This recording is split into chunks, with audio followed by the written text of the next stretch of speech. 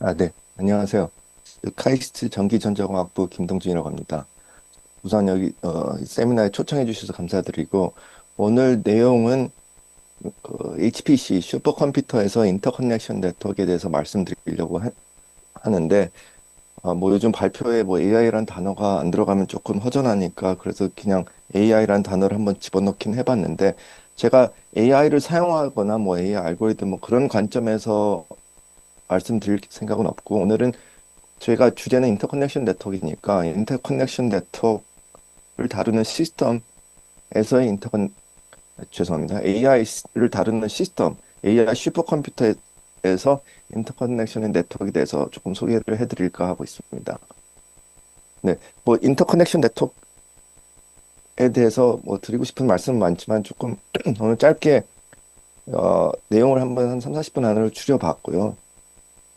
최근에 동양 뭐 그런 그 다양한 개념 제가 생각했을 때 제가 바라봤을 때 중요한 그 이슈들에 대해서 조금 정리를 해봤는데 뭐 인터커넥션 네트워크에 관련해서 세미나도 많이 하고 뭐 수업도 이번 학기도 이거 인터커넥션 네트워크 관련돼서 강의를 하면서 이것저것 뭐 기초적인 내용들을 많이 설명을 하는데 이 자리에서는 사실 그런 내용을 다루는 거는 좀 어, 시간도 부족할 것 같아서 이 사진으로 한번 좀 정리를 해봤습니다. 슬라이드가 넘어가나요?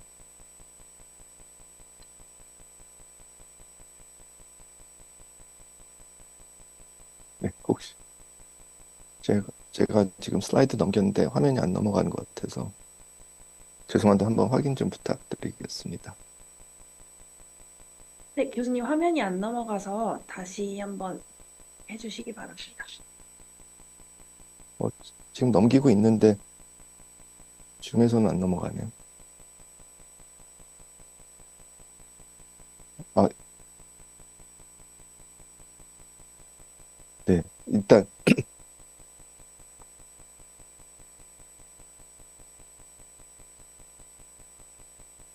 죄송한데 이게 일단 발표는 계속 진행을 하는데 슬라이드를 넘기는데 이게 상당히 오래 걸리네요. 아까 연습했을 때는 이러지 않았는데. 네, 일단 한번 해보겠습니다.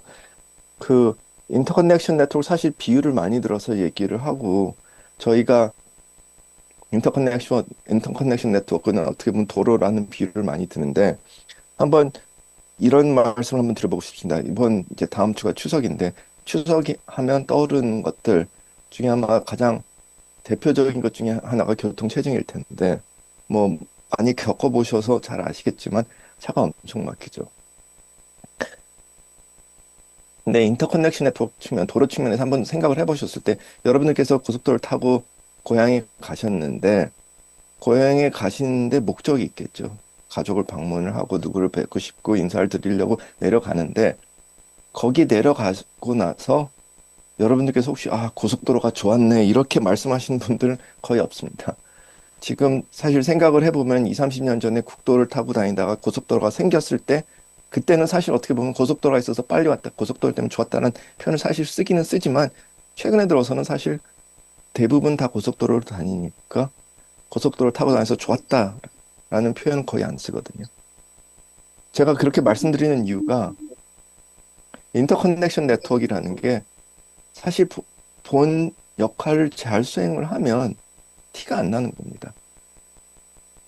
인터커넥션 네트워크 역할은 결국은 데이터를 한 곳에서 한 군데로 이동하는 거고 그게 올바른 시간에 잘 운반이 되면 아무도 걱정을 안 합니다. 잘했다는 칭찬도 못 듣고요. 그냥 그 역할을 다 했다는 것뿐입니다. 근데 문제는 여기 나온 그림처럼 이런 상황들이 생겼을 때 차가 막히고 차가 막히고 교통체증이 생기고 가는데 오래 걸리면 그때부터는 이제 답답한 거죠. 이런 신 문제점, 선거 가지고 네, 그, 죄송한데 뮤트 부탁드릴게요. 아, 그, 이렇게 교통체증이 생기고 문제점이 생길 때, 그때 어떻게 보면 이제, 조용히 안 되지. 어떻게 보면 이 인터커넥트, 그러니까 이 길들이 더 눈에 띄고 사람들한테 문제가 생기는 거죠. 네. 그래서 지금 오늘 말씀드리고 싶은 거는 인터커넥션 네트워크란 거는 여기 도로를 비유로 했을 때 각 도시들을 어떻게 보면 연결해주는 역할이고 본인 역할을 잘하면 티도 안 나고 사람들이 다 원하는 곳에 또 목적에 도달할 수가 있는데 고속도로가 잘 깔렸다, 좋았다, 10차선이네, 8차선이네, 뭐 이런 거를 요즘 상황에서는 거의 신경을 안 쓰죠. 그냥 음, 목적지까지 잘 도착을 했다. 이런 측면에서 요즘 인터커넥션 네트워크도 맞습니다. 이게 뭐 AI든 HPC든 데이터가 한쪽에서 한쪽으로 잘 전달이 되고 내가 애플리케이션 수행하는 차원에서 그게 티가 안 나면 사실 본인 인터커넥션 네트워크는 잘 역할을 한 겁니다. 근데 인터커넥션 네트워크 때문에 컴퓨테이션이 느려지고 내 GPU나 CPU가 놀고 있는 상황이 생기고 메모리 비싸게 HBM을 들였는데 그것들도 다 놀고 있는 상황이 생기면 그러면 문제가 되겠죠. 그런 측면에서 인터커넥션 네트워크 이걸 비교를 해봤는데 사실 오늘 이 말씀을 드릴 내용은 아니지만 이 비유를 계속 조금 고민하다가 과연 언제 내가 고속도로 타고 어디 왔는데 그거에 대해서 누구한테 옆 사람한테 얘기를 할까? 사실 요즘 상황에서는 가장 그게 흔한 경우가 어떻게 보면 휴게소입니다. 어떤 휴게소를 들렸는데 이게 맛있었더라. 휴게소에서 먹는 것들 뭐 그런 얘기를 가끔 하시겠죠. 그리고 어차피 저희가 먹어야 되는데 도착해서 먹는 게 아니라 중간에서 먹으면 어떻게 보면 이득이 될 수가 있겠죠. 그게 이제 요즘 인터커넥션 네트워크의 비율을 들면 어떻게 보면 저희가 인터커넥션 네트워크가 스위치랑 채널들로 이루어져 있는데 스위치 안에서 컴퓨터 연산을 해주는 그런 기능이 추가되는 게 어떻게 보면 그런 휴게소의 비유가 되지 않을까. 그거에 대해서 오늘 말씀은 드리지 않겠지만 그 비유는 적합한 것 같습니다. 결국은 고속도로처럼 인터커넥트 네트워크는 끝에 있는 도시들 연결을 해주는 거고 그거를 잘 관리를 해주고 티 안 나게 전달을 하면 큰 문제가 없지만 잘 못하는 경우에는 이런 형태의 문제가 생길 수가 있지 않을까 싶습니다. 외의적인 쓰겠네. 네. 그래서 오늘 제가 말씀드리려고 하는 그 주제 내용들은 최근에 나온 HPC 시스템에서 어떤 인터커넥트들이 있는지 그리고 인터커넥션 네트워크의 요소들 토포로지 라우팅에 대해서 짧게 언급을 좀 하고 그리고 AI 슈퍼컴퓨터 거기에 들어가는 인터커넥트 시스템에 대해서 한번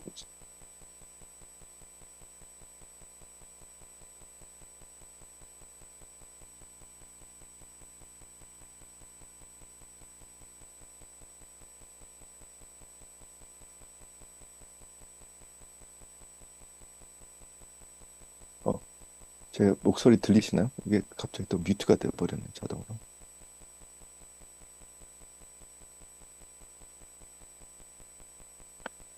네. 그래서 죄송합니다. 이게 뮤트가 됐는지 모르겠지만 일단 오늘 발표 내용들은 최근에 나온 HPC 인터커넥트에 대해서 설명을 드리고 거기에 중요한 이슈들 요소들에 대해서 말씀을 드리고 AI 시스템과 거기에 들어간 인터커넥션 네트워크에 대해서 말씀드리고 발표를 마무리하도록 하겠습니다. 그 HPC를 보시는 분들한테 뭐 탑 500이라는 게 뭐 새로운 그 개념은 아닐 텐데 최근에 나온 탑 500 그 데이터를 그 웹사이트에 가서 보시면 거기에서 인터커넥트 데이터를 한번 뽑아와서 이렇게 표로 나와 있는데 결국은 탑 500에 들어가 있는 시스템에서 어떤 종류의 인터커넥트들이 있는지 거기에 왼쪽에 나와 있는 표인데 여기 보시면 대부분 인피니밴드 그다음 이더넷 그다음에 이제 커스텀으로 만든 특화되어 있는 시스템들 그중에 이제 크레이 HP에서 만든 스능샷 여기에서는 이제 인텔 옴니패드도 들어가 있고 이것도 이제 뭐 크레이 인터커넥트 이런 것들이 들어간 걸 볼 수가 있습니다. 그래서 대부분은 인피니밴드 아니면 이더넷 그리고 나머지는 다 커스텀 뭐 다양한 형태의 시스템들이 들어가 있는 걸 볼 수가 있고요. 비율로 따지면 여전히 얘네들이 더 이더넷이나 인피니밴드가 더 많은 걸 차지하는 걸 볼 수가 있고요.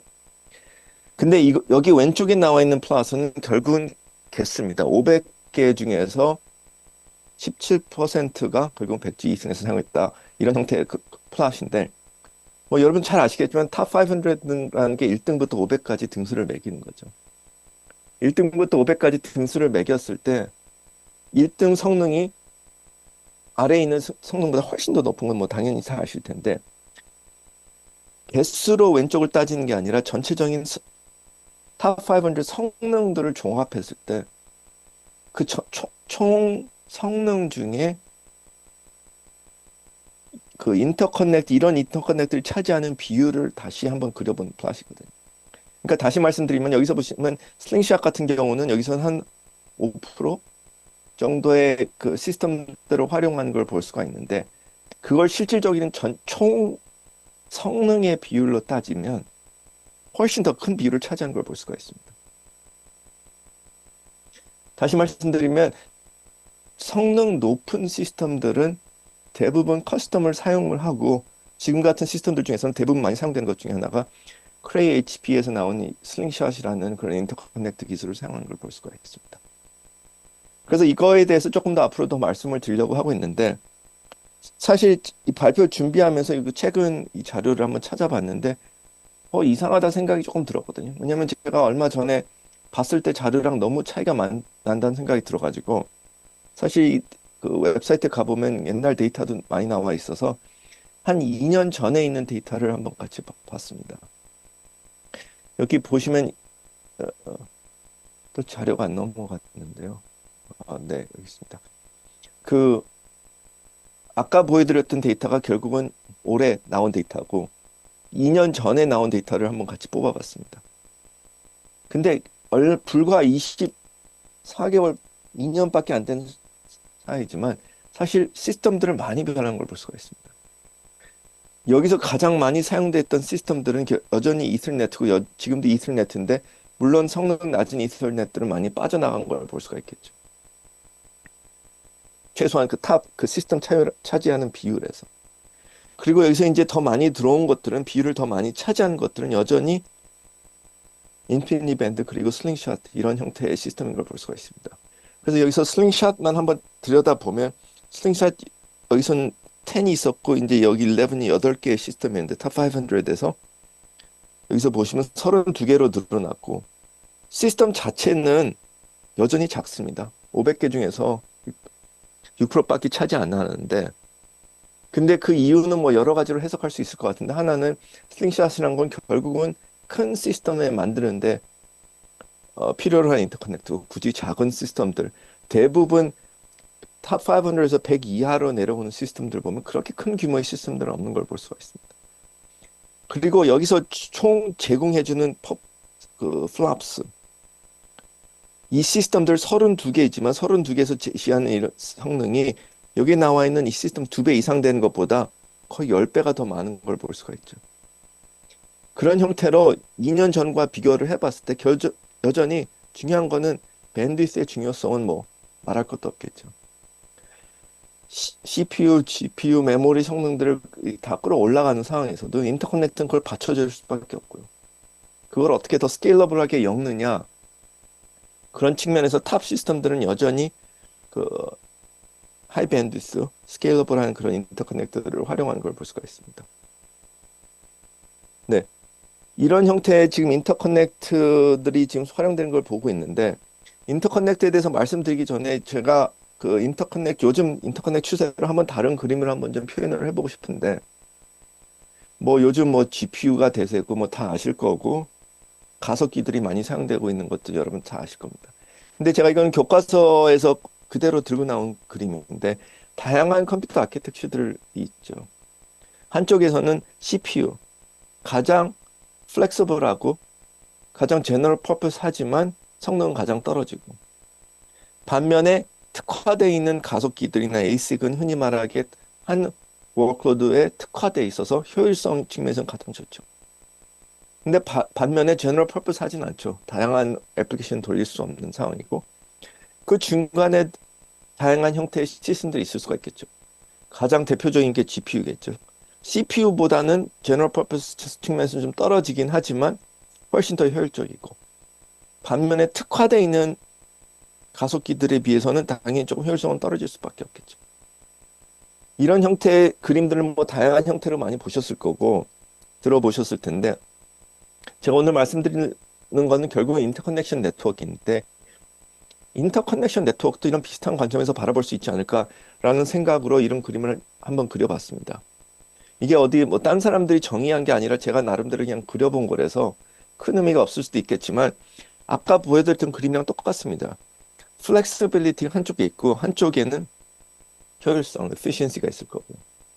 인터커넥트 측면에서도 그냥 제너럴 퍼포스한 것들이 있을 수 있습니다.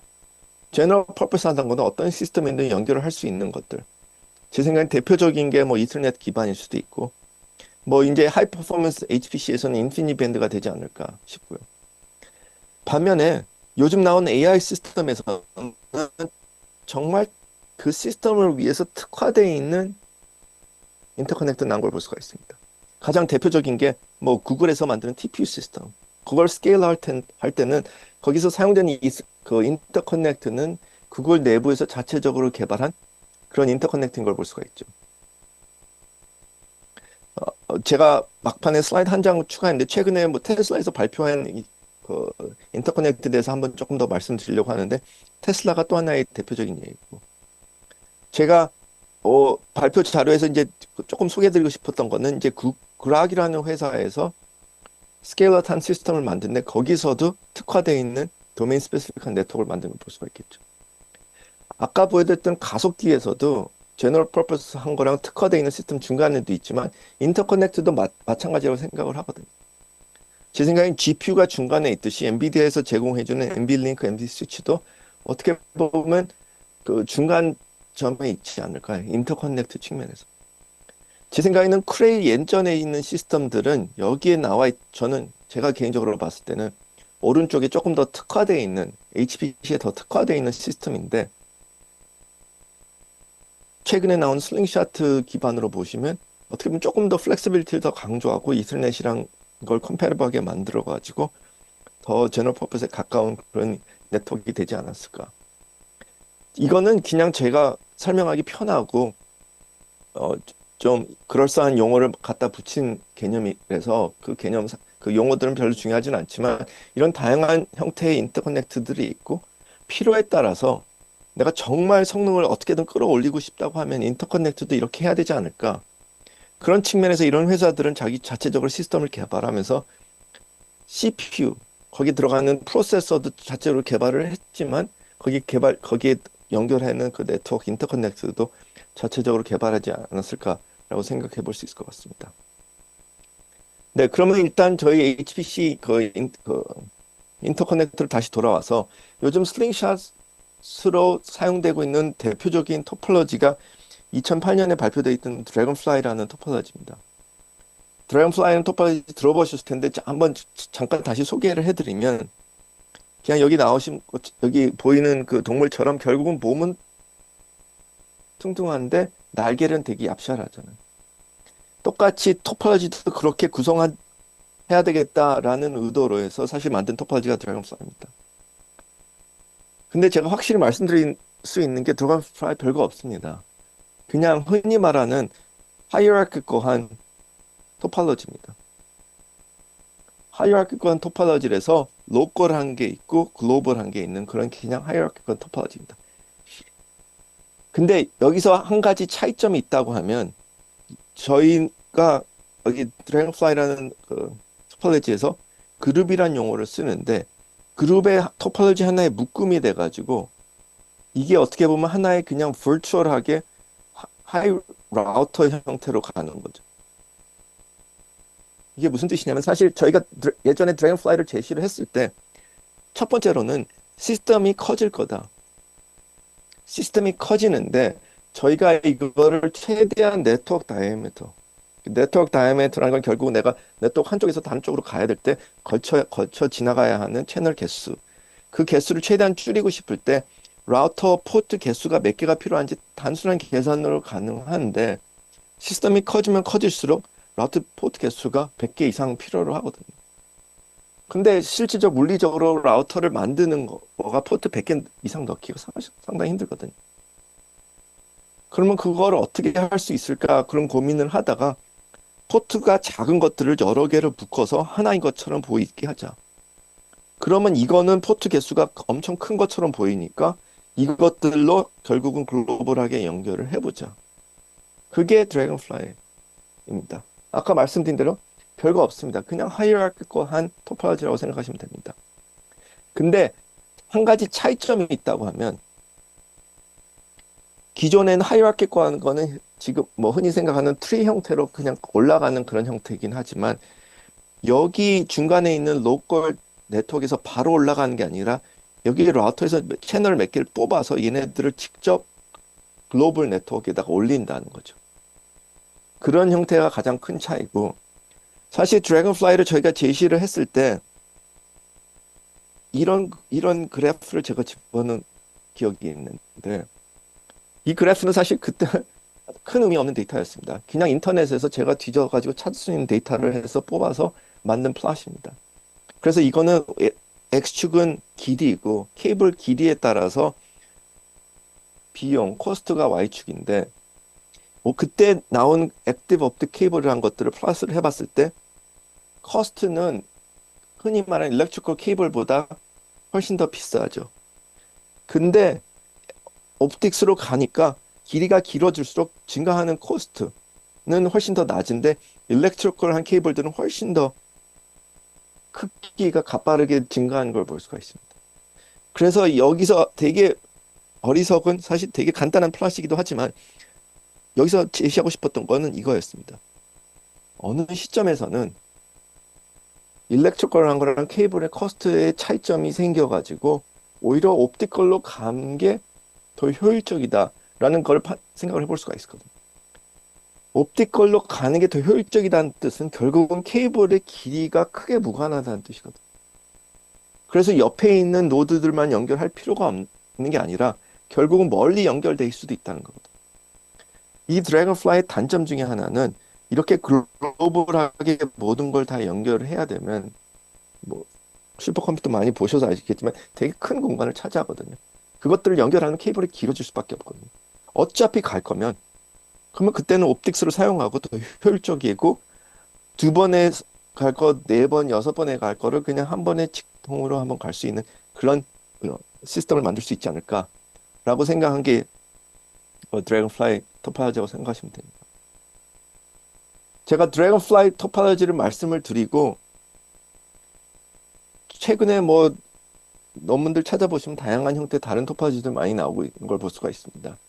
그 대표적인 토폴로지들을 몇 개 나열을 해봤지만 결국은 이 토폴로지들이 하려고 하는 거는 아까 보여드렸던 드래곤플라이에 비해서 네트워크 다이아미터를 어떻게 좀 더 줄여볼 수 있지 않을까라는 생각으로 제시된 토폴로지들이고 이론상으로는 드래곤플라이보다 훨씬 더 조금 더 그 합 카운트를 줄일 수가 있는 건 사실인데 이게 과연 현실적인가는 거는 한번 고민을 해볼 필요가 있을 것 같습니다. 그리고 제가 한 가지 더 말씀드리고 싶은 거는 사실 그 드래곤플라이보다 그 전에 나왔던 토폴로지가 이제 하이퍼엑스나 뭐 플래튼 버터플라이라는 토폴로지인데 이 플래튼 버터플라이 이걸 다르게 해석하면 뭐 요즘 가장 많이 사용되는 토폴로지 또 하나 중에 하나가 클로드 토폴로지죠. 팩토리 토폴로지. 그런 거를 납작하게 만드는 토폴로지라고 생각하시면 됩니다. 여기 왼쪽에 보시면 이제 이게 하나의 버터플라이 토폴로지인데 또 버터플라이가 흔히 말하는 멀티 스테이지 네트워크이긴 하지만 각 로우에 있는 이 라우터들을 그냥 하나로 합쳐버리고 플래튼 해버리는 게 결국 플래튼 버터플라이입니다. 이런 토폴로지를 제시를 했는데 이 토폴로지의 스케일러빌리티 단점들이 있어가지고 사실 어떻게 보면 드래곤플라이로 간 건데 좀 이따 한번 그 최근에 나온 그 기술들의 변화에 따라서 이 토폴로지가 그럼 과연 다시 의미가 있을 수 있지 않을까라는 생각을 또 해볼 수가 있을 것 같습니다. 아까 말씀드린 대로 드래곤플라이 그 최근에 나와서 이게 사실 의미가 있는 이유 중에 하나는 드래곤플라이가 짧은 케이블, 그러니까 조금 더 저렴하고 짧은 케이블들로 해가지고 그룹에 엮어서 만들고 그 다음에 글로벌하게 갈 때는 그때는 결국은 그 코스트의 차이를 활용을 해서 그때는 이제 옵틱 케이블로 가는 게 드래곤플라이라고 생각하시면 됩니다. 근데 한번 이제 생각을 해볼 필요가 있는 게 제가 지금 보여드렸던 여기 왼쪽에 이 코스트 그림은 거의 20년 전의 얘기입니다. 17년, 18년 전에 뽑은 데이터고 뭐 잘 아시겠지만 테크놀로지라는 건 계속 변하고 코스트라는 건 계속 변할 수밖에 없습니다. 과연 이게 적합한지 이런 트렌드가 요즘에도 그게 나오는지는 한번 계속 고민할 필요가 있고 그것이 과연 그 인터커넥트의 설계에 어떤 영향을 미치는지는 계속 고민을 해야 되지 않을까 싶습니다. 네, 그래서 사실 드래곤플라이라는 거가 처음 제시됐을 때는 결국 하이어라키컬 토폴로지입니다. 하이어라키컬 토폴로지인데 이게 사실 사람들이 조금 오해하는 것 중에 하나가 저희가 사실 정의를 하는 게 하이어라키컬 토폴로지에서 인트라 그룹 안에서의 토폴로지가 있고 인터 그룹 토폴로지가 있어서 그거는 뭐 본인 취향에 맞게 설계를 할 수가 있고 근데 그 드래곤플라이 처음 제시했을 때 나왔던 토폴로지는 결국 그 안에 있는 토폴로지들을 풀리 커넥트드로 연결해 버렸거든요. 그 이유는 뭐 특별한 게 없었고 그냥 그게 편리하고 쉬워서 그냥 그렇게 했었습니다. 근데 그 한 드래곤플라이가 발표되고 한 5, 6년 후인가 이제 멜로낙스에서는 드래곤플라이 플러스라는 토폴로지를 제시를 하고 다양한 시스템 중에서 이 드래곤플라이 플러스를 활용하는 걸 볼 수가 있는데 굳이 다른 이름을 붙여야 되는지는 잘 모르겠는데 제가 말씀드렸던 인트라 그룹 안에서의 토폴로지를 여러분들이 잘 아시는 팻트리 토폴로지를 사용하는 겁니다. 팻트리를 활용하고 그 전에 그냥 풀리 커넥트 돼 있는 그런 형태가 아니라 팻트리를 활용을 해가지고 스케일아웃하는 똑같은 형태로 하이어라키컬한 토폴로지라고 생각하시면 됩니다. 그러면 사실 한번 조금 고민을 해보실 필요가 있는 게 그러면 왜 굳이 드래곤플라이 그게 다 직접 연결돼 있는 거를 활용하지 않고 드래곤플라이 플러스 이렇게 팻트리를 활용을 했을까? 드래곤플라이가 뭐 당연히 장점이 있어서 그렇게 하긴 했었지만 제가 봤을 때는 그 차이점은 두 개입니다. 여기 보시면 그 원래 드래곤플라이에서는 각 라우터가 여기에 나와 있는 엔드 노드도 다 연결되어 있고 거기서 포트 몇 개는 그룹 내에서 연결해도 사용되고 나머지는 인터 그룹에서도 활용된 걸 볼 수가 있겠죠. 근데 여기서는 이렇게 분리를 시켜버리거든요. 그래서 포트를 여기서는 더 많이 내부 용도로 사용할 수 있고 더 많이 외부 용으로 사용해서 그래서 여기서 드래곤플라이에서 주장하는 게 더 스케일러블하다라는 표현을 쓰는데 그리고 이제 여기 내부에서는 이제 팻트리처럼 이제 활용할 수가 있고 그리고 제가 봤을 때는 드래곤플라이 플러스의 가장 큰 장점은 여기 여러 그룹이 있고 이게 전체적인 드래곤플라이를 다 활용한다고 했을 때 좀 이따 잠깐 말씀드리겠지만 라우팅이 중요하고 난 미니멀한 라우팅이 중요합니다. 미니멀하게 하지 않고 삥 돌아가는 건데 삥 돌아간다는 건 결국 내 트래픽을 다른 그룹에 보내서 목적지 그룹으로 가는 건데 어떻게 보면 거기 보내서 튕겨서 나가야 되는데 일반적인 드래곤플라이에서는 원래 그 제시됐던 드래곤플라이에서는 내가 중간 그룹으로 갔을 때 거기 안에 있는 트래픽을 간섭을 줄 수밖에 없거든요. 근데 여기서 보시면 아시겠지만 그냥 어떻게 보면 그냥 튕겨 나갑니다. 튕겨 나가서 여기 내부 제가 이제 여기 초록색으로 표시드렸던 이 부분은 트래픽에 방해를 안 받는 장점이 있어서 어떻게 보면 그 기존에 있던 그냥 풀리 커넥트돼 있는 인트라 그룹 토폴로지를 팻트리로 바꿈으로 인해서 이런 다양한 이득을 얻지만 그거에 대한 코스트는 또 있다고 생각을 하셔도 될 것 같습니다. 네, 그래서 토폴로지에 대해서 지금 최신에 대해서 나왔고 지금 제가 어댑티브 라우팅에 대해서 이론적으로 뭐 여러 가지 말씀드리려고 하는데 사실 여기 계신 분들 중에서 대부분은 어떻게 보면 시스템을 활용하시는 분들일 거고 시스템을 구성하시는 분들 입장에서 한 가지만 말씀드리고 싶은 거는 결국은 저희가 엄청 성능 좋은 고속도로들을 다 도시를 엮었다고 했을 때 그걸 효율적으로 활용을 못한다고 하면 아무런 도움이 안 되겠죠. 고속도로를 여러 개를 깔았으면 여러 개를 다 잘 활용을 해야 되는데 여러 개 중에 하나만 활용한다고 하면 사실 이런 최근에 나온 토폴로지들은 결국은 어댑티브 라우팅이 중요합니다. 어댑티브 라우팅이라는 건 결국은 내가 가야 되는 길들을 선택을 어떻게 하느냐 그걸 잘 선택을 해야 되느냐 그거를 어떻게 잘 활용하느냐가 어떻게 보면 그 토폴로지를 효율적으로 활용할 수 있는지 없는지 그거의 그 토폴로지 이득을 최대한 누릴 수가 있는지가 결정된다고 보시면 됩니다. 그래서 드래곤플라이나 드래곤플라이 플러스나 이런 토폴로지들 보시면 결국은 내가 가장 짧은 길로 가는 미니멀 라우트가 있을 거고 또 내가 돌아서 가는 그런 형태의 길들이 있을 수 있습니다. 근데 여기서 돌아간다고 하면 이게 되게 안 좋게 보일 수도 있겠지만 돌아가봤자 패트리에서 올라가서 맨 위에 있는 루트에서 다시 내려오는 그런 길이랑 어떻게 보면 허브 카운트는 다 똑같은 그런 개념이니까 논미너멀이라서 어딘가 삥삥 도는 그런 개념은 아닙니다. 근데 지금 죄송합니다. 이 그림이 좀 깨져서 여기 나왔는데 내가 예를 들면 여기 RS라는 라우트에서 RD로 갈 때 미니멀로 갈 수가 있고 사실 내가 다른 길로 해서 이게 잘 안 뜨네요. 이렇게 삥 돌아가는 이런 형태의 길들, 이게 파란 점선을 나와 있는 그런 거를 결정하는 게 어떻게 보면 어댑티브 라우팅입니다. 그거를 잘 결정을 해야 되는데 제가 뭔가 좀 더 테크니컬하고 좀 의미 있는 말씀을 드리면 좋겠지만 어떻게 해야 되냐? 그냥 잘해야 됩니다. 잘해야 되는데 잘 못하면 오히려 시스템 성능이 더 떨어질 수가 있습니다. 여기서 잘이란 건 결국은 내가 모든 채널들을 다 어떻게 하면 골고루 잘 활용을 해가지고 모든 패킷들이 목적지 최소의 시간에 도착할 수 있지. 근데 이게 생각보다 어렵습니다. 그 구체적인 것들에 대해서는 제가 말씀드리지 않지만 그냥 생각나는 이슈들에 대해서 한번 나열을 해봤습니다. 네트워크라는 거는 결국은 다양한 노드들이 연결돼 있고 연결됨에 따라서 케이블 길이도 당연히 달라질 수밖에 없고 달라짐으로 인해서 내가 걸리는 시간들 뭐 네트워크 인터커넥트를 누군가가 설계를 했었지만 설계를 하나를 만들죠. 설계를 하나를 만들었다는 거는 하나의 스위치를 만들었다 하면 그 스위치가 어떤 주어진 규격에 만들었을 거고 뭐 그거에 주어진 뭐 인풋 버퍼나 그런 크기를 다 만들었을 텐데 이게 어떤 형태로 사용될지는 모릅니다. 누군가는 이걸 뭐 1000 노드 시스템을 사용할 수가 있고 누군가는 이걸 63,000 노드까지 만들 수도 있는데 이렇게 계속 다양한 시스템에서 인터커넥트에서 느낄 수 있는 컨제션이 상당히 다를 수가 있습니다. 그리고 예전에 논문에서 저희는 이게 팬텀 컨제션이라는 표현을 한번 써서 사용을 해봤는데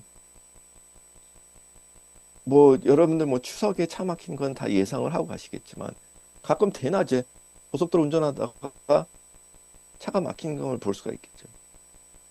그러면 출퇴근 시간도 아니고 뭐 특별한 행사도 없는데 왜 막히지? 사고가 났나? 근데 쭉 가다가 보면 사고도 없고 그냥 차가 풀리는 경우가 있죠. 이런 경우를 저희는 팬텀 컨제션이라는 표현을 썼었는데 네트워크에서도 마찬가지 그런 현상들이 일어납니다. 그런 것들을 어떻게 잘 처리를 해야 되는지가 어떻게 보면 어댑티브 라우팅 해야 되는 거고 그리고 지금 시스템에서는 대부분 이런 경우에서는 미니멀 가고 이런 경우에서는 너미니멀 가죠. 이런 게 어떻게 보면 다 스태틱하게 결정을 합니다. 이제 그 시스템을 운영하시는 분들 입장에서는 이게 하나의 파라미터가 될 수가 있겠죠.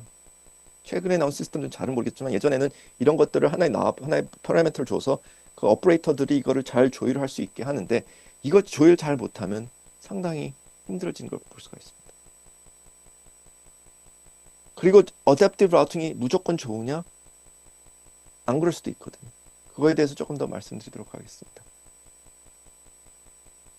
네. 그래서 제가 컨제션 매니지먼트에 대해서 조금 잠깐 소개를 해드리려고 하는데 그 이유 중에 하나는 최근에 나온 슬링샷의 가장 차별화점 중에 하나가 어떻게 보면 컨제션이라고 그렇게 발표를 한 걸 볼 수가 있고요. 최근 인터커넥트에 나온 다양한 그 이슈들, 다양한 그 토픽들 보면 이 단어가 빠질 수가 없습니다. 그만큼 중요하고 이걸 어떻게 관리를 하느냐. 결국은 아까 제가 처음에 보여드렸던 추석의 교통 상황. 어떻게 보면 그 교통 상황을 어떻게 잘 관리를 할 수가 있을까? 근데 네트워크 컨제션은 한번 생각해 보실 때 두 가지로 분리를 해서 생각을 하셔야 될 거거든요. 예전에 저희가 논문에서 이렇게 한번 정의를 했는데 컨제션이 네트워크 안에서 이루어질 수가 있어요. 네트워크 안에서 이루어진다는 건 결국은 고속도로가 막혀서 생길 수 있는 그런 것들을 저희는 네트워크 컨제션이라는 표현을 쓰고 고속도로가 막혔으면 해결 방법 중에 하나는 예를 들면 국도로 피해 가는 거죠. 근데 이런 컨제스션이 있는가 하면 엔드포인트 컨제스션이 있을 수가 있거든요. 엔드포인트 컨제스션이 가장 대표적인 게 예를 들면 어, 축구 경기장에서 시합이 있는데 많은 사람들이 모여서 그쪽에 가려고 하는 거죠. 근데 그 사람들은 가는 목적지는 다 똑같아요. 그렇죠. 경기장에 입구를 하려고 하니까 차가 막힐 수밖에 없겠죠. 거기 들어가는 길은 한정이 돼 있으니까. 근데 문제는 그 경기장에 가려고 하는 사람들은 문제가 아니에요. 그거를 막힘으로 인해서 그 주변에 사는 아파트에 사는 사람들이 자기 집에 못 가는 것. 그런 피해를 볼 수가 있는 거거든요. 제가 애니메이션 하나 가져왔는데 이게 될지 안 될지 모르겠지만 여기 보시면 파란 노드가 여기 초록색 노드로 트래픽을 보내요. 여기가 어떻게 보면 그 아까 말씀드린 경기장이라고 생각을 하셔도 되고. 근데 잘 아시겠지만 이제 차가 막히기 시작하면 사람들이 급해요. 어떻게 됐든 조금이라도 빨리 들어가고 싶어가지고 다른 길을 찾아보겠죠. 그래서 다른 길로 가려고 하겠죠. 제가 그거를 이 빨간 선을 표현을 했는데 그렇게 해서 다른 길도 막히게 되겠죠. 여기서 이제 버퍼가 막히는 것처럼 보일 거고. 근데 여기 보여드렸던 이 사람들은 이 팩게트들은 어차피 여기 한 목적지로 가고 싶으니까 어차피 막히고 조금이라도 좀 줄이고 싶어서 이렇게 가는 건데 이제 문제는 여기에 있는 사람이 여기 자기 아파트 여기 집으로 퇴근하고 싶은데 이 경기장을 가는 사람들 때문에 자기는 막혀가지고 중간에서 막혀서 느려질 수밖에 없는 걸 볼 수가 있겠죠. 이게 저희가 빨간 선으로 여기 표시했던 이것이 결국은 네트워크 측면에서는 어댑티브 라우팅입니다. 어댑티브 라우팅을 해버리면 보통 좋다고 생각할 수가 있겠지만 엔드 포인트 컨제션이 생겼을 때 그 포인트에서 했을 때는 네트워크를 더 트래픽을 더 많게 해가지고 오히려 성능을 더 저하시키는 걸 볼 수가 있습니다. 그래서 예전에 저희가 발표한 논문에서 자료를 하나 가져와 봤는데 결국은 네트워크 컨제션이냐 엔드포인트 컨제션을 판단하고 그거에 따라서 어댑티브 라우팅을 하냐 마냐 아니면 컨제션을 어떻게 관리를 하느냐 그런 것들을 한번 생각해 보시면 될 것 같습니다. 네. 생각보다 시간이 많이 갔는데요. 다른 건 말씀 안 드려도 그래도 이건 한번 조금 말씀을 드리고 싶은데 이게 결국 어떻게 보면 크레이가 지난 한 20년간 이제 크레이가 아니죠. 크레이 HP 이제 크레이 HP에서 만든 인터커넥트에 대해서 한번 잠깐 소개를 해드리려고 하는데 이게 2006년에 발표된 그 칩이고 거기 만든 시스템 라우터 스위치인데 이때가 결국은 처음으로 64포트라는 그 라우터 스위치를 만들어서 발표한 시점인데 그 전에는 크레이 T3D, 뭐 T3E 그런 시스템들 흔히 말하는 토러스 형태의 포트가 6개죠. 6개 3D 토러스를 만든 그런 시스템인데 이때가 처음으로 포트 개수를 많이 늘려가지고 만든 그 스위치고요. 근데 재미있는 거는 처음에는 64포트 64개를 만들어서 그때는 사실 팻트리를 약간 변형하는 그런 시스템 토포로지를 만들었었고 근데 이거를 가지고 그 다음 시스템들을 계속 사용한 게 아니라 뭐 잘 아시겠지만 그 시스템이라는 거는 인터커넥뿐만 아니라 다양한 요소들이 있는데 이 새로운 시스템, 새로운 토포로지 계속 적용을 하려니까 너무 어려움이 많아서 이 비슷한 구조를 활용을 하되 포트를 몇 개 자르고 그 다음에 포트를 어떻게 보면 줄였어요. 48개짜리로. 48개를 줄이고 포트를 48개로 연결되어 있는 토폴로지를 구성한 게 아니라 예전에 사용했던 3D 토러스를 묶었어요. 그러니까 이거를 48개를 여러 묶음으로 해버려가지고 48개의 포트처럼 보이는 게 아니라 여전히 3D 토러스에서 사용하는 6포트짜리로 만든 걸 볼 수가 있고 그 다음에 이제 에리어스라는 인터커넥터를 해가지고 결국은 여기서 이제 또 그 드래곤플라이라는 토폴로지 처음을 적용을 한 그런 시스템입니다. 여기서 하고 이 똑같은 그 다음 세대에 나왔던 시스템이 결국 이제 슬링샷이고 여기서도 이제 똑같이 드래곤플라이인데 여기서는 그룹 안에서는 아까 보여드렸던 플래튼 버터플라이라는 토폴로지 활용합니다. 그래서 fully connected 돼 있지 않고 그때 시스템으로 설계를 했던 거는 결국은 그 하나의 그룹이 2D flattened butterfly라는 형태로 만들고 그걸 나갈 때 그룹들이 연결할 때는 결국은 그 액티브 케이블로 액티브 optical 케이블로 결국은 그 드래곤플라이를 형성한 걸 볼 수가 있고, 슬링샷으로 왔을 때는 제가 기억하기에는 여기서는 64개가 아닌데 여기서는 다시 64 포트로 돌아오고, 포트가 더 많아서 그룹 안에서는 풀리 커넥트된 그 토포로지로 간 걸 볼 수가 있습니다. 제가 슬링샷을 발표한 예전 그 토크를 한번 진짜 간단하게 한번 요약을 해봤는데, 결국은 드래곤플라이지만 중요한 이슈는 두 가지라고 저는 정리를 해볼 수가 있거든요. 더 효율적인 컨제션 컨트롤을 집어넣었다.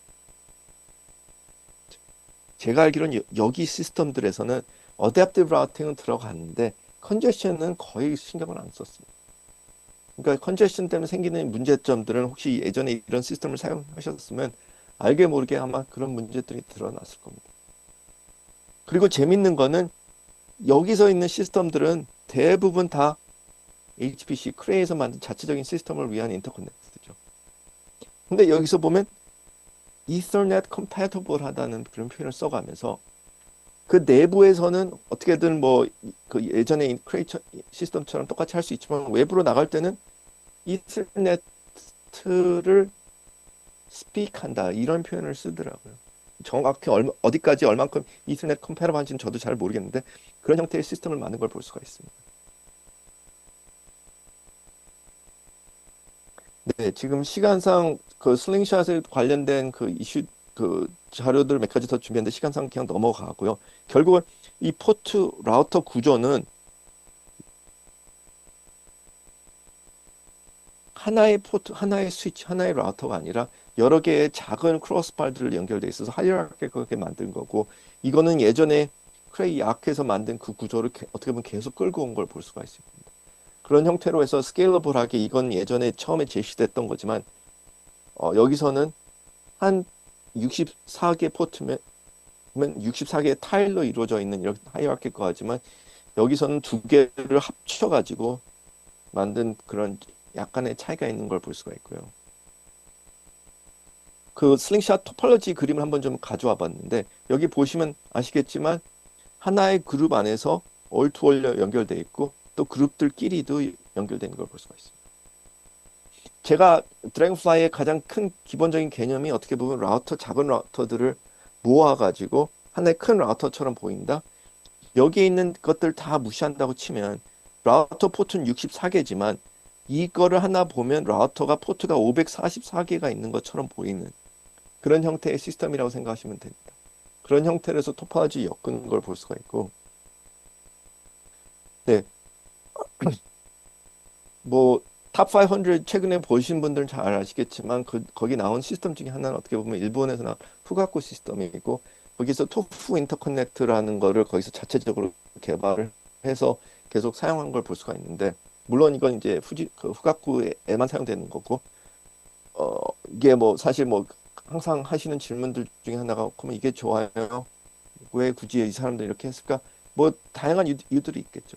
근데 제가 시간상 이걸 더 말씀을 드리지는 않고 한번 그거를 과연 이게 좋은 건지, 물론 저도 답은 잘 모릅니다. 제가 뭐 이걸 설계한 사람 입장은 아니지만 밖에서 바라봤을 때 한 가지 재밌는 거는 여기서도 디멘션을 계속 늘리는 걸 볼 수가 있어요. 그 전에 시스템에서는 어떻게 보면 3D 토러스였는데 계속 디멘션을 늘려가는 거죠. 늘려간다는 거는 결국은 네트워크 다이아미터도 줄이는 거고 홉 카운트도 줄일 수 있다는 거죠. 그런 장점이 있고, 드래곤플라이랑 비슷한 개념으로 봤을 때는 하나는 여전히 레이딕스를 키우는 거죠. 물론 크레이에서 제시하는 그런 방식보다는 좀 작겠죠. 또 하나는 여기서도 저는 드래곤플라이랑 비슷한 게 하이어라키컬하게 만든다는 거예요. 하이어라키컬하게 만든다는 거는 여기서 6 디멘션이라고 하지만 다 디멘션이 다 똑같이 모든 디멘션의 크기가 똑같지 않거든요. 일반적으로 흔히 생각하는 3D 토러스처럼 X, Y, G가 있는데 그게 흔히 생각하는 큰 시스템에서 나와 있는 그런 3차원이고, 흔히 바라볼 수 있는 한 노드 안에서도 3차원이 추가된 걸 볼 수가 있습니다. 근데 여기 안에 들어가 있는 3차원은 어떻게 보면 되게 작죠. 이런 측면을 봤을 때 이게 또 하나의 하이라키컬한 측면이고, 이거를 뭐 그 발표 자료들 보시면 결국은 패스 디버시티를 제공해 줄 수 있는 방법들. 그래서 그러면 이거가 좋은지 안 좋은지 뭐 장단점들을 한번 좀 고민을 해보면 가장 큰 장점 중에 하나는 트래픽이 그냥 로컬하다고 하면 다 모여 있으면 당연히 성능이 좋을 수밖에 없겠죠. 쉽게 더 연결이 돼 있고. 그리고 여기서는 higher injection bandwidth라는 표현을 썼는데 노드가 이게 뭐 GPU든 뭐 CPU든 다 그냥 한 노드에 한 라우터에 연결돼 있으니까 내가 집어넣을 수 있는 밴드위스가 더 높다고 볼 수가 있겠죠. 근데 반면에 단점들이 뭐가 있을까? 이게 시스템들이 여러 합을 가야 되거든요. 여기 오른쪽에 보여드렸던 대로. 그리고 이런 시스템에서 보시면 뭐 예를 들면 컴퓨터가 여기 있고 뭐 IO가 여기 있는 걸 볼 수가 있어요. 그러면 뭐 IO에서 컴퓨터를 가져오고 트래픽이 많이 왔다 갔다 해야 되는 상황에서 이런 글로벌 트래픽이 있을 때 성능이 당연히 떨어질 수밖에 없겠죠. 그리고 이게 과연 fairness를 제공해 주는 건가? 뭐 그런 질문들을 가질 수가 있습니다. 네.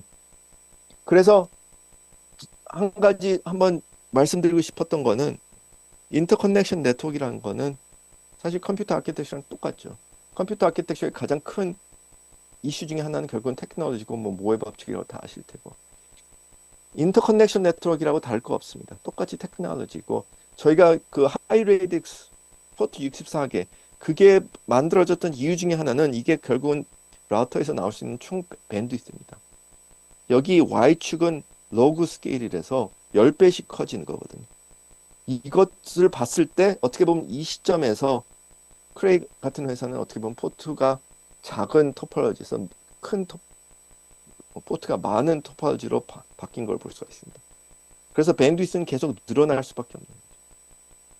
그리고 아까 보여드렸던 드래곤플라이의 가장 큰 모티베이션 중에 하나가 결국은 옵티컬 케이블들이 이 시점에서 이 거리 이상에서는 좀 말이 되네 라고 생각을 해볼 수가 있거든요. 제가 이거가 프레이에서 옵티컬 케이블을 집어넣는 시스템들이 결국은 2000년대 후반에 처음 나왔습니다. 근데 제가 이걸 말씀드리는 이유가 옵티컬 케이블이 슈퍼컴퓨터에 들어가야 된다, 사용되면 좋다, 뭐 그런 얘기는 사실 90년대 초반부터 나왔습니다. 근데 실제 시스템에서는 그게 활용이 안 되는 걸 볼 수가 있겠죠. 그 이유는 간단하죠. 그냥 코스트입니다. 일렉트리컬로 어느 정도 잘 가고 그 필요한 밴드위스에서 필요한 거리를 잘 가는데 굳이 옵틱스를 바꿀 이유는 전혀 없죠. 근데 일렉트리컬 코스트가 커지고 또 하나는 밴드위스가 커지고 그런 상황에서는 옵틱스 케이블이 더 의미가 있을 수밖에 없겠죠. 그래서 어떻게 보면 이 처음에 나왔던 이 시스템은 2000년대 후반이고 최근에는 밴드위스는 계속 증가할 수밖에 없죠. 증거를 하고 이거 최근에 뭐 인텔에서 발표한 자료지만 다른 회사들도 이런 옵티컬 인터커넥트에 대해서 훨씬 더 많은 연구들이 진행되고 있고 제품들도 발표되는 걸 볼 수가 있습니다. 이런 것들은 여전히 아까 말씀드린 대로 인터커넥션에 저렇게 영향을 미칠 수밖에 없고 제가 이걸 다 말씀드린 이유 중에 하나가 드래곤플라이가 그러면 계속 의미가 있을지 그런 것도 한번 좀 생각을 해볼 필요가 있을 거라고 생각을 하거든요. 왜냐하면 여기서는 이 포인트가 있는데 이 포인트랑 이 포인트가 어떻게 보면 겹치는 순간이 올 거거든요.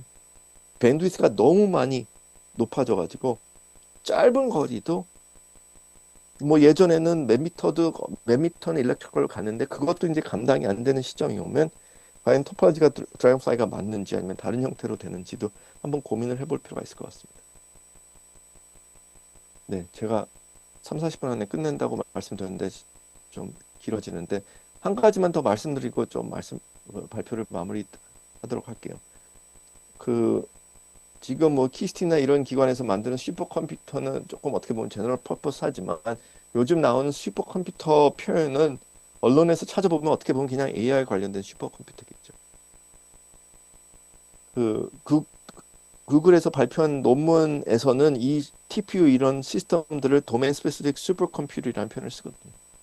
결국은 트레이닝을 하기 위해서 만든 그 시스템 그런 시스템을 이제 하나의 슈퍼컴퓨터라고 하고 물론 어마어마한 플랍스를 제공해주고 여기서 있는 이제 인터커넥트도 나름대로 자체적으로 개발을 한 거고 제가 잠깐 소개해드리고 싶은 거는 이제 거기 AI 특화되어 있는 시스템에서 인터커넥트가 어떻게 생겼는지에 대해서 말씀드리려고 하는데 구글 TPU를 예제를 안 드리고 그냥 구력에서 만드는 하나의 그 스타트업 회사이긴 하지만 제가 봤을 때 조금 재미있는 시스템이라서 한번 좀 더 말씀드리려고 하는데, 그럭이라는 회사는 결국은 MPU, 그냥 특화된 가속기를 만드는 회사고, 구글에 계신 분들이 나와서 설립한 회사인데, 하나의 어떤 시스템들도 마찬가지지만 하나의 칩이 결국은 카드에 들어가서 하나의 노드 8개가 꽂혀서 노드가 되고 8개, 9개가 꽂혀서 하나의 렉이 되고 이렇게 스케일업 하는 건데, 여기서 제가 인터커넥 측면에서 말씀드리고 싶었던 거는, 여기서는 상당히 다른 방법으로 시스템을 구성한 걸 볼 수가 있습니다. 인터커넥션 네트워크가 일반적인 슈퍼컴퓨터에서 찾는 네트워크랑 많이 다릅니다. 왜냐? 결국은 AI나 특화되어 있는 시스템에 설계된 거죠. 아까 말씀드렸던 도메인 스페시픽하게 만든 거거든요. 그렇게 해가지고 하드웨어에서 일반적인 네트워크에서 생기는 여러 가지 어려움들이 있죠. 아까 말씀드렸던 라우팅 그런 것도 어려움이 있고, 컨제스션을 어떻게 판단하느냐 상당히 어렵거든요. 그리고 알비트레이션을 함으로 인해서 생길 수 있는 unpredictability 그런 것들을 다 빼버렸습니다.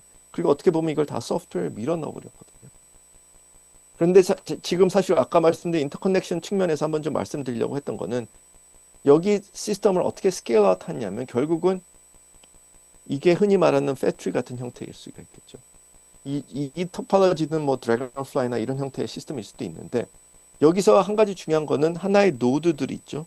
엔드포인트, 이게 CPU든 뭐 GPU든, 그리고 스위치 라우터들이 있을 수가 있겠죠. 여기 그럭이라는 회사에서 네트워크를 만들 때 얘네들 둘 다 합쳐버렸습니다. 합쳐버렸다는 거는 여기 안에 결국은 프로세싱이 다 들어가고 또 스위치 역할을 해주는 것들을 간단하게 다 집어넣어서 연결을 했는데, 여기서 재밌는 거는 그럼 이걸 끌고 왔을 때 토폴로지는 여전히 필요로 하는데, 토폴로지를 뭐로 했느냐? 아까 말씀드렸던 드래곤플라이 비슷한 형태로 가져갔습니다. 드래곤플라이를 가져가서 여기 보시면 이 하나의 노드가 아까 말씀드린 카드가 8개가 있는데, 그 안에서는 하나하나 다 연결되어 있는 걸 볼 수가 있겠죠.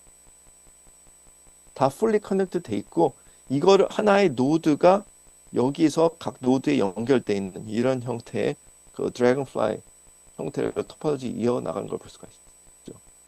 제가 말씀드리려고 하는 것 중에 하나는 결국은 인터커넥션 네트워크는 이게 뭐 제너럴 퍼포스 AI, HPC에 들어가든 AI 들어가든 똑같은 이슈들이 생길 수밖에 없습니다. 근데 만약에 저희가 진짜 AI 특화되어 있는 네트워크를 만든다고 하면 거기에 더 맞게 시스템을 설계를 하면 훨씬 더 효율적일 수 있지 않을까. 그래서 그러기 하나의 그 피처, 하나의 요소를 그냥 잠깐만 말씀드리고 발표를 빨리 마치도록 하겠습니다. 일반적인 네트워크를 보시면 내가 A에서 D로 간다고 가정을 했을 때, 네. 그러면 내가 트래픽을 일반적으로 이렇게 계속 보내겠죠. 근데 보내다가 어느 시점에서 트래픽이 밀려서 내가 더 이상 이 길로 보내면 안 된다는 걸 판단을 하고 A가 그러면 C를 통해서 이렇게 D로 갈 수가 있겠죠. 이게 일반적인 네트워크이고, 이럴 때는 결국은 트래픽이 밀려서 나한테 백프레셔라는 게 와야죠. 내가 너무 많이 보냈구나. 그걸 판단을 하고 그 다음에 이렇게 돌려서 보낼 수가 있겠죠. 근데 아까 추석 비유로 잠깐 다시 돌아가서, 만약에 정부에서 서울에서 대구로 가실 분들을 조사를 다 해가지고 내가 서울에서 대구 출발하는 차를 다 안다고 가정을 하면, 그럴 때는 그냥 무조건 자기한테 가고 싶을 때 가라는 게 아니라 정부에서 만약에 할당을 해준다고 하면, 이쪽에 사는 사람들은 뭐 7시 출발하시고 여기는 8시 출발하고 하면, 그걸 잘 조율만 한다고 하면 어떻게 보면 아무 문제 없이 잘 도착할 수 있지 않을까 싶어요. 여기서 가정하는 거는 내가 얼마나 갈지를 안다고 가정을 하고, 그리고 정부나 어떤 기관에서 그걸 해줘야 되겠죠. 이제 네트워크로 다시 돌아오면 그 정부 역할을 해주는 건 여기서는 어떻게 보면 소프트웨어이죠. 그리고 내가 얼마나 가야 되는지, 언제 가야 되는지를 아느냐? 워크로드 특성상, AI 워크로드 특성상 대부분 알 수가 있거든요. 내가 얼마나 트래픽을 가고 그게 언제 가는지 아니까 그걸 잘 스케줄을 해주면 하나의 그 새로운 네트워크, 아까 말씀드린 도메인 스페시픽한 네트워크들이 나올 수 있지 않을까 싶습니다. 죄송합니다. 시간이 계속 가서 그리고 사실 한 가지 더 있네요. 제가 말씀드리고 싶은 거는, 최근에 뭐 이슬넷 하면서 사실 나오지 않을 수 없는 단어가 얼트라 이થర్넷이죠. 그 이런 비유를 들어서 한번 얼트라 이થర్넷을 설명을 하려고 드리는데 미국에서 큰 회사 중에 하나가 페덱스거든요. 페덱스 잘 아시겠지만 결국은 소포 배달해주는 회사인데 누가 페덱스를 이렇게 표현을 하더라고요. 페덱스가 엄청난 큰 기업이 됐는데 우체국이 해야 되는 일을 제대로 하는 회사가 페덱스라는 표현을 쓰더라고요. 그러니까 우체국이 소포나 이런 걸 배달했는데 너무 느리고 제때제때 안 하니까 어떻게 보면 페덱스라는 그런 회사가 들어와서 이렇게 성공할 수 있었다라는 표현을 쓰는데 저는 얼트라 이터넷이 어떻게 보면 그런 비슷한 역할을 하려고 하는 것 같거든요. 지금 이터넷이 엉망이고 인피니티 밴드도 있는데 인피니티 밴드는 아시겠지만 한 회사가 쥐고 있고 이런 것들을 어떻게 보면 잘 해주려고 하는 게 이터넷 아닌가. 그런 형태로 봤을 때 아까 말씀드린 것 중에 하나가 결국은 컨제션을 잘 해주는 거. 여러 path diversity 활용을 하고 여러 길로 가면 결국은 패키지 도착하는 순서가 다를 수밖에 없으니까 오더링. HPC 인터커넥터를 HPC 시스템을 활용하시는 분들 입장에서는 재밌는 것 중에 하나는 특별히 드래곤플라이라는 이런 형태로 왔을 때 이게 더 큰 문제라는 걸 저도 알고 있는데 성능이 나와요. 그리고 어떤 성능이 나오는데 내일 다시 돌려봐요. 성능이 완전히 달라져요. 애플리케이션 차이가 하나도 없는데. 그 이유를 파악하기가 너무 힘들다는 얘기를 하더라고요.